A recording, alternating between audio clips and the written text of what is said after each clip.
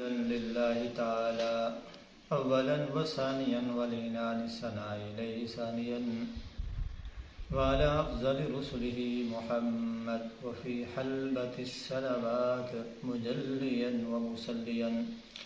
معزز سامعین، آج یہ بات آپ سماعت فرمائیں گے کہ عصر کی رکعات 4 فرض نماز سے پہلے 4 رکعت سنت جو غیر مؤکدہ ہے، اگر کوئی انسان پڑھے گا تو اس کو بہت سارا ثواب عطا کر دیا جائے گا۔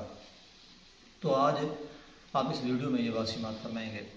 اس پر آپ ایک حدیث سماعت فرمائیں۔ حضرت عبداللہ بن عمر رضی اللہ تعالیٰ عنہ سے روایت مروی ہے، جامع ترمذی جلد اول صفحہ 98، باب ما جاء فی الاربع قبل العصر۔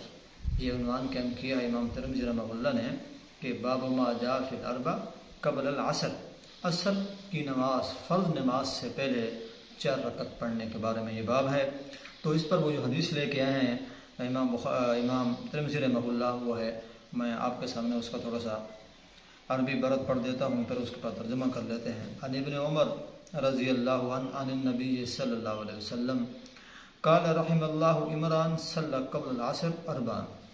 حضرت عبداللہ بن عمر رضی اللہ عنہ فرماتے ہیں کہ نبی اکرم صلی اللہ علیہ وسلم نے فرمایا کہ اللہ تعالیٰ اس شخص پر رحم فرمائے جو عصر سے پہلے 4 رکعت پڑھتا ہے۔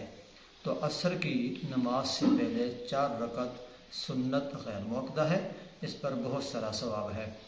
تو آپ ضمناً یہ بھی بات سماعت فرمائیے کہ مغرب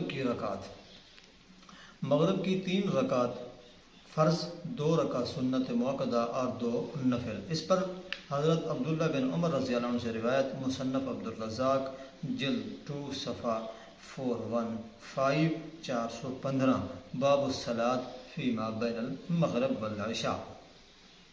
حضرت عبداللہ بن عمر رضی اللہ عنہ سے روایت ہے قال من رکع بعد المغرب 4 رکعات کان کالمعقب غزوہ بعد غزوہ۔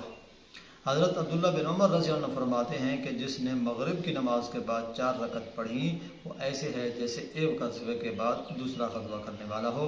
تو 3 رکعت ہیں فرض، اس کے بعد 2 ہیں سنت، 2 ہیں نفل۔ تو آج کی اس ویڈیو کا خلاصہ یہی نکلے گا کہ 4 رکعت عصر سے پہلے اور مغرب کی فرض پڑھنے کے بعد 4 رکعت 2 سنت اور 2 نفل، اس پر بہت بڑا ثواب عطا کیا گیا ہے۔ جہاں تک یہ بات پہنچ رہی ہے اس پر سامعین عمل کرنے اور اللہ کی ذات کی طرف سے بہت بڑا انعام پائیں۔ دعا ہے اللہ رب العزت عمل کرنے کی توفیق عطا فرمائے۔